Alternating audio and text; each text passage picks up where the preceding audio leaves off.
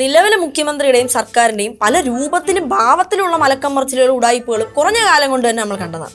പ്രിയദർശിനി ബസിന്റെ ordinary version, വണ്ടി മോഡിഫിക്കേഷനിലെ പൊക്കിത്തരം, 2 മണിക്കൂർ ഇന്ദിരാ കട്ട്, അങ്ങനെ ഒരുപാടുണ്ടല്ലോ. വേറൊരു അന്താരാഷ്ട്ര ഉടായിപ്പായിരുന്നു ടാറ്റ ഗ്രൂപ്പ് ഇവിടുത്തെ കപ്പൽ നിർമ്മാണ പദ്ധതിക്ക് കോടിക്കണക്കിന് പൈസയുടെ നിക്ഷേപം നടത്തും എന്നത്.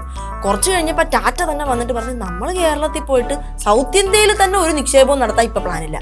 ഒന്നെങ്കിൽ നിങ്ങളുടെ മുഖ്യമന്ത്രി തള്ളിയതാണ്, അല്ലെങ്കിൽ പുള്ളിക്ക് പരിചയമുള്ള വേറെ ഏതെങ്കിലും ലൊടുക്ക് ഗ്രൂപ്പ് നടത്തുന്ന നിക്ഷേപം പുള്ളി നമ്മുടെ തലയിൽ വെച്ചതാണ്. ഇതിന്റെയൊക്കെ വല്ല ആവശ്യമുണ്ടോ മേനോൻജി? തള്ളുമ്പോ ഇങ്ങനെ കൊമ്പത്ത് കയറി തള്ളാമോ? ഒരു മയം വേണ്ടേ? പക്ഷെ കുഴപ്പമില്ല, ഇത് മേനോൻജിയുടെ മാത്രം പ്രശ്നമല്ല. കോൺഗ്രസിന്റെ ചരിത്രത്തിൽ തന്നെ ഇങ്ങനത്തെ കോമഡികൾ സർവ്വസാധാരണം. ഇതൊക്കെ എന്ത്? ബഹുമാന്യനായ ചാണ്ടി സാറും പണ്ട് ഇതേപോലൊരു ഫണ്ട് കാണിച്ചിട്ടുണ്ട്. 2012 നടന്ന ഒരു നിക്ഷേപ സംഗമത്തിൽ ഫോക്സ് വാഗൺ സംസ്ഥാനത്ത് 2000 കോടി രൂപയുടെ നിക്ഷേപം നടത്തുമെന്ന് ചാണ്ടി സാറും പ്രഖ്യാപിച്ചിട്ടുണ്ട്. പിറ്റേ ദിവസം എല്ലാ പത്രത്തിലും ഒരു സ്പെഷ്യൽ പേജ്. ഫോക്സ് വാഗൺ വരുന്നതോടെ കേരളത്തിലുണ്ടാവുന്ന കുതിപ്പിന്റെ നടക്കുന്നതും ഇരിക്കുന്നതുമായ ചിത്രങ്ങൾ, ചാണ്ടി സാറിന്റെ ദീർഘവീക്ഷണത്തിന് നന്ദി, കടപ്പാട്, പൂച്ചണ്ട് എന്നിങ്ങനെ ആകെ ആഘോഷം. അപ്പോഴുണ്ട് ഫോക്സ് വാഗൺ ജോലി ചെയ്യുന്ന ഏതോ ഒരു മലയാളി ചെന്ന് അത് ഓഫീസിൽ ചോദിച്ചു. അപ്പൊ തന്നെ കമ്പനി വന്ന് ഞങ്ങളല്ല, ഞങ്ങളുടെ നിക്ഷേപം ഇങ്ങനെയല്ല എന്ന് പറഞ്ഞ് കൈയൊഴി.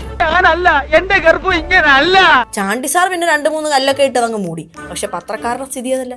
അവരിവിടെ കല്യാണക്കത്തറൊക്കെ അടിച്ചിട്ടുണ്ടിരിക്കണം. ഇതറിഞ്ഞിട്ട് ഊർജ്ജം കൊണ്ടിട്ടാണോ അതോ കോൺഗ്രസ്സുകാരുടെ ഇൻബിൽട്ട് ആയിട്ടുള്ള ഉടായിപ്പിന്റെ ഭാഗമാണോ എന്നറിഞ്ഞൂടാ. ഉടായിപ്പിൽ പോലും വ്യത്യാസമില്ലാത്ത അത്രയും ഒത്തൊരുമയിലാണ് കോൺഗ്രസ് ഇപ്പൊ മുഖ്യമന്ത്രിമാരെ നിശ്ചയിക്കുന്നത്. പിന്നെ മേനോൻജി ആണെങ്കിൽ 14 വയസ്സിൽ പ്രീ ഡിഗ്രിക്ക് പഠിക്കാനും പച്ചയ്ക്ക് ക്യാമറയ്ക്ക് മുന്നിൽ വന്ന് സത്യപ്രതിജ്ഞാ ലംഘനം നടത്താനും ഒക്കെ തൊലിക്കട്ടിയിലൊരു മുഖ്യമന്ത്രി ആയതുകൊണ്ട് തന്നെ പുള്ളിക്ക് ഇതൊക്കെ ചീള് കേസ്. പക്ഷെ ഭരണം അത് ചാണ്ടി സാറിനെ കടത്തി വിട്ടു എന്നാണ് തോന്നുന്നത്. മോഡിഫിക്കേഷൻ ചെയ്യാൻ സമ്മതിക്കാമെന്ന് പറഞ്ഞ് പൂക്കി ചിരിഞ്ചിരിച്ച് പോയ ആളുവെന്ന് പറയുന്നു കാറുകൾക്ക് 4 വീലൊക്കെ ആവാന്ന്. പണ്ട് 1/2 മണിക്കൂർ പവർ കട്ടെങ്കിൽ ഇപ്പൊ 2 മണിക്കൂർ. സർക്കാർ ഉന്നമനത്തിലേക്ക്. +1 ഫലം പ്രസിദ്ധീകരിച്ചു, പക്ഷെ വെബ്സൈറ്റ് കിട്ടൂല. പെൻഷൻ ഇല്ല, ശമ്പളം ഇല്ല, ബുക്കില്ല, യൂണിഫോം ഇല്ല. ആ കഴിഞ്ഞ സർക്കാർ അച്ചടിച്ച് വെച്ചിരിക്കുന്ന ബുക്കുകൾ എടുത്ത് വിതരണം പോലും ചെയ്യൂല.